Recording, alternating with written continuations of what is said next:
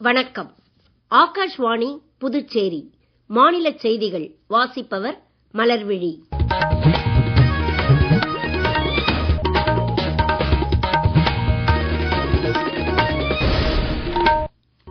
தலைப்புச் செய்திகள். தாய்லாந்து மற்றும் மியான்மரில் இன்று நிலநடுக்கம் ஏற்பட்டது குறித்து பிரதமர் திரு நரேந்திர மோடி கவலை வெளியிட்டுள்ளார். பிம்ஸ்டெக் உச்சி மாநாட்டில் கலந்து கொள்வதற்காக பிரதமர் திரு நரேந்திர மோடி வரும் ஏப்ரல் 3ஆம் தேதி முதல் தாய்லாந்திற்கு 2 நாள் பயணம் மேற்கொள்கிறார்.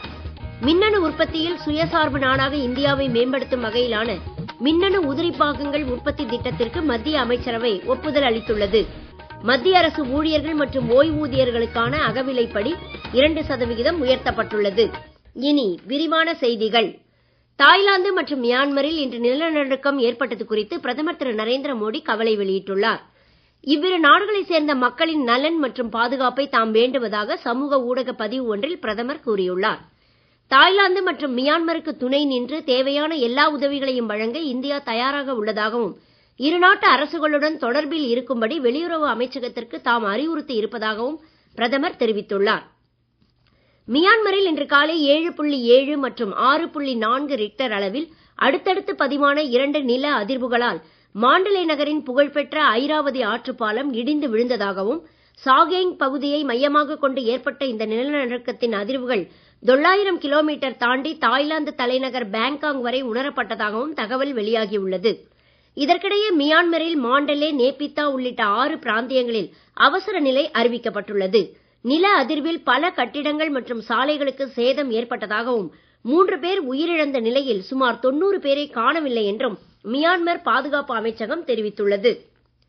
தாய்லாந்தில் இந்தியர்கள் தொடர்பான அசம்பாவிதங்கள் குறித்து இதுவரை தகவல் இல்லை என்றாலும் தாய்லாந்தில் உள்ள இந்திய தூதரகம் அந்நாட்டு அதிகாரிகளுடன் இணைந்து நிலவரங்களை தொடர்ந்து கண்காணித்து வருகிறது. தாய்லாந்தில் உள்ள இந்தியர்கள் அவசர தேவைகளுக்கு தூதரகத்தை அணுக தனி தொலைபேசி எண் அறிவிக்கப்பட்டுள்ளது. 6வது பிம்ஸ்டெக் உச்சி மாநாட்டில் கலந்து கொள்வதற்காக பிரதமர் திரு நரேந்திர மோடி வரும் ஏப்ரல் 3ஆம் தேதி முதல் தாய்லாந்திற்கு 2 நாள் பயணம் மேற்கொள்கிறார். வளமான நெகிழ்வுத் தன்மையுடன் கூடிய பிம்ஸ்டெக் பிராந்தியம் என்ற கருப்பொருள் அடிப்படையில் இம்மாநாடு நடைபெற உள்ளது. பிம்ஸ்டெக் நாடுகளுக்கிடையே ஒத்துழைப்பை மேலும் வலுப்படுத்துவது குறித்து பிம்ஸ்டெக் தலைவர்கள் இம்மாநாட்டில் விவாதிக்க உள்ளனர்.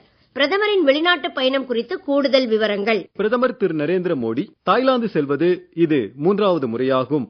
இம்முறை தாய்லாந்து பிரதமரின் அழைப்பின் பேரில் அவர் அந்நாட்டிற்கு பயணம் மேற்கொள்கிறார். தொடர்ந்து இலங்கை அதிபர் அழைப்பின் பேரில் பிரதமர் திரு நரேந்திர மோடி ஏப்ரல் 4ஆம் தேதி தாய்லாந்தில் இருந்து இலங்கை செல்கிறார். இந்த 3 நாள் இலங்கை பயணத்தின் போது அதிபர் திரு திசநாயகவை சந்தித்து ஏற்கனவே ஒப்புக்கொள்ளப்பட்ட துறைகளில் ஒத்துழைப்பில் ஏற்பட்டுள்ள முன்னேற்றத்தை அவர் மறு ஆய்வு செய்கிறார். இலங்கையில் அரசியல் தலைவர்கள் மற்றும் முக்கிய பிரமுகர்களையும் பிரதமர் திரு நரேந்திர மோடி சந்திக்கிறார். இந்த பயணத்தின் போது அவர் அனுராதபுரம் சென்று இந்தியாவின் நிதி உதவியுடன் கூடிய பல்வேறு வளர்ச்சித் திட்டங்களை தொடக்கி வைப்பார் என்றும் அறிவிக்கப்பட்டுள்ளது. பிரதமர் திரு நரேந்திர மோடி வரும் 30ஆம் தேதி மகாராஷ்டிரா மற்றும் சத்தீஸ்கர் மாநிலங்களுக்கு பயணம் மேற்கொள்கிறார். மகாராஷ்டிரா மாநிலம் நாக்பூரில் ஸ்மிருதி மந்திர் தரிசனம் முடிந்த பின்னர் அவர் தீக்ஷா பூமி செல்கிறார். பின்னர் மாதவ் நேத்ராலயா உயர் சிகிச்சை கண் மருத்துவ மையத்திற்கு அடிக்கல் நாட்டி பொதுக்கூட்டம் ஒன்றிலும் உரையாற்றுகிறார். நாக்பூரில் உள்ள சோலார் குழுமத்தின் பாதுகாப்பு உற்பத்தி ஆலை வளாகத்தில் ட்ரோன் பரிசோதனைக்கான ஓடுபாதை வசதிகளையும் பிரதமர் தொடக்கி வைக்கிறார். பின்னர் சத்தீஸ்கர் மாநிலம் பிலாஸ்பூரில் மொத்தம் 33,000 கோடி ரூபாய் மதிப்பில் நிறைவேற்றி முடிக்கப்பட்டுள்ள பல்வேறு வளர்ச்சி திட்டங்களை பிரதமர் மக்களுக்கு அர்ப்பணித்து வைக்கிறார். தொடர்ந்து பொதுக்கூட்டம் ஒன்றில் அவர் உரையாற்றுவார் என்றும் அறிவிக்கப்பட்டுள்ளது. கடல்வழி சரக்கு போக்குவரத்து மசோதா மக்களவையில் இன்று நிறைவேற்றப்பட்டது. ஏற்கனவே உள்ள 1925ஆம் ஆண்டு சட்டத்திற்கு பதிலாக இப்புதிய மசோதா கொண்டு வரப்பட்டது. கடல்வழி சரக்கு போக்குவரத்து நிறுவனங்களின் உரிமைகள் மற்றும் பொறுப்புகளை வரையறுக்கும் வகையிலான விதிமுறைகள் இம்மசோதாவில் இடம்பெற்றுள்ளன. ஏற்கனவே உள்ள விதிமுறைகளின் வாசகங்களை எளிமைப்படுத்துவதன் மூலம் சட்டத்தின் உணர்வை மாற்றாமல் புரிதலை மேம்படுத்துவதே புதிய மசோதாவின் முக்கிய நோக்கம் என்று மத்திய கப்பல் துறை அமைச்சர் திரு சர்பானந்த சோனோவால் மசோதா மீதான விவாதங்களுக்கு பதிலளிக்கையில் கூறினார். வர்த்தக கண்காணிப்பு தொடர்பான நிதி ஆயோக் அமைப்பின் காலாண்டு அறிக்கையை நிதி ஆயோக் உறுப்பினர் திரு அரவிந்த் வீர்மானி புதுடெல்லியில் இன்று வெளியிட்டார். நடப்பு நிதியாண்டின் முதல் 2 காலாண்டுகளில் இந்தியாவின் மொத்த வர்த்தகம் 5.67% அதிகரித்திருப்பதாக இந்த அறிக்கையில் தெரிவிக்கப்பட்டுள்ளது. வருடாந்திர அடிப்படையில் ஏற்றுமதி 5.6% அளவிற்கும் இறக்குமதி 6.07% அளவிற்கும் அதிகரித்துள்ளது. உலக அளவிலான ஜவுளி ஏற்றுமதியில் இந்தியா உலக அளவில் 6வது இடத்தில் உள்ள போதிலும் பருத்தி உள்ளிட்ட இயற்கை இழை துணி ரகங்களின் ஏற்றுமதியே அதிகம் என்றும் அறிக்கையில் தெரிவிக்கப்பட்டுள்ளது. புவி அரசியல் ரீதியில் உலக வர்த்தகத்தில் இந்தியாவிற்குள்ள பல்வேறு வாய்ப்புகளும் வர்த்தக கண்காணிப்பு அறிக்கையில் இனம் காணப்பட்டுள்ளன. நீங்கள் கேட்டுக்கொண்டிருப்பது மாநில செய்திகள். ஆகாஷ்வாணி செய்திகளை நேயர்கள் உடனுக்குடன் தெரிந்து கொள்ள எமது புதுச்சேரி மண்டல செய்திப் பிரிவின் சமூக ஊடகங்களான @AIRnews_புதுவை என்ற எக்ஸ் பக்கத்தையும், all India radio news Puducherry என்ற பேஸ்புக் பக்கத்தையும், @RNU புதுச்சேரி என்ற யூடியூப் சேனலையும் அணுகலாம்.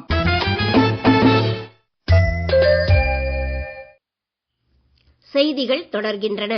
மின்னணு உற்பத்தி பொருட்களுக்கான உற்பத்தி சங்கிலியில் சுயசார்பு நாடாக இந்தியாவை மேம்படுத்தும் வகையிலான மின்னணு உதிரி பாகங்கள் உற்பத்தி திட்டத்திற்கு மத்திய அமைச்சரவை ஒப்புதல் அளித்துள்ளது. தகவல் ஒலிபரப்புத்துறை அமைச்சர் திரு அஸ்வினி வைஷ்ணவ் இன்று புதுடெல்லியில் செய்தியாளர்களிடம் இதை தெரிவித்தார். இந்திய பொருட்களின் ஏற்றுமதி பட்டியலில் மின்னணு பொருட்கள் தற்போது 3வது இடத்தில் உள்ளதாகவும் புதிய திட்டத்தினால் 96,000 பேருக்கு நேரடி வேலைவாய்ப்பு கிடைக்கும் என்றும் அவர் கூறினார். நடப்பாண்டு காரிஃப் பருவத்தில் விவசாயிகளுக்கு தேவையான பாஸ்பேட் மற்றும் பொட்டாஷ் உரங்களுக்கு ஊட்டச்சத்து அடிப்படையில் மானியம் வழங்குவதற்கான விகிதாச்சார விவரங்களுக்கும் மத்திய அமைச்சரவை ஒப்புதல் அளித்துள்ளது. பீகாரில் பாட்னா, ஆரா, சசாராம் இடையே 120 கிலோமீட்டர் நீளத்திற்கு 4 வழி நெடும்பாதை அமைக்கும் திட்டத்திற்கும் ஒப்புதல் அளிக்கப்பட்டுள்ளது. மத்திய அரசு ஊழியர்கள் மற்றும் ஓய்வூதியர்களுக்கான அகவிலைப்படியை இவ்வாண்டு ஜனவரி 1ஆம் தேதி முதல் 2% உயர்த்தி வழங்க மத்திய அமைச்சரவை ஒப்புதல் அளித்துள்ளது. இதனால் 48.66 லட்சம் மத்திய அரசு ஊழியர்களும் 66.55 லட்சம் ஓய்வூதியதாரர்களும் பயனடைவார்கள் என்று மத்திய அமைச்சர் திரு அஸ்வினி வைஷ்ணவ் இன்று புதுடெல்லியில் செய்தியாளர்களிடம் தெரிவித்தார். 2024ஆம் ஆண்டிற்கான சரஸ்வதி சம்மான் விருதுக்கு சுவாமி நாராயணா சித்தாந்த சுதா என்னும் நூலை எழுதிய சமஸ்கிருத அறிஞர் மகா மகோபாத்யாய சாது பத்ரேதாஸ் தேர்ந்தெடுக்கப்பட்டுள்ளார்.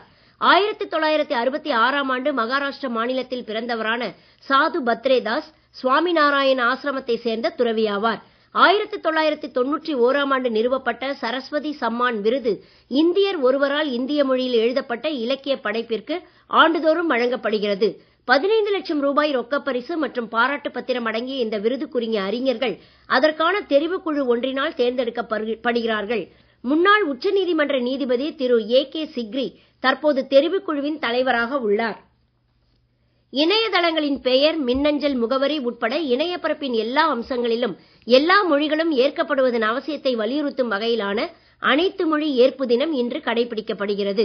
இதையொட்டி புதுடெல்லியில் நடைபெற்ற நிகழ்ச்சியில் மத்திய தகவல் தொழில்நுட்பத்துறை செயலர் திரு S. கிருஷ்ணன் பேசுகையில், பன்மொழி கலாச்சாரமும் டிஜிட்டல் முனைப்பும் உள்ள நாடான இந்தியாவில் எதற்கும் எவருக்கும் மொழி ஒரு தடையாக மாறிவிடக் கூடாது என்றார். நாட்டின் பன்முகத்தன்மையை பிரதிபலிக்கும் வகையில் இணையம் அமைய வேண்டியதன் அவசியத்தையும் அவர் வலியுறுத்தினார். இந்திய மொழிகளுக்கு இடையில் மொழிபெயர்ப்புகளை தடையின்றி மேற்கொள்வதில் பாஷினி மென்பொருளின் முக்கியத்துவத்தை திரு கிருஷ்ணன் வலியுறுத்தினார்.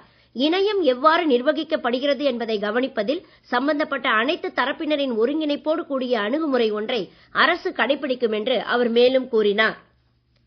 டெல்லி உயர்நீதிமன்ற நீதிபதி திரு யஷ்வந்த் வர்மாவின் வீட்டில் ரொக்கப்பணம் சிக்கியதாக கூறப்படும் பிரச்சனையில் திரு வர்மா மீது முதல் தகவல் அறிக்கை பதிவு செய்ய கோரி தாக்கல் செய்யப்பட்டிருந்த மனு ஒன்றை உச்சநீதிமன்றம் தள்ளுபடி செய்துள்ளது. முதலில் அகநிலை விசாரணைகளை முடிக்குமாறு நீதிபதி திரு அபய் ஓகா, நீதிபதி திரு உஜ்ஜல் பூயான் ஆகியோர் அடங்கிய அமர்வு இன்று உத்தரவிட்டது.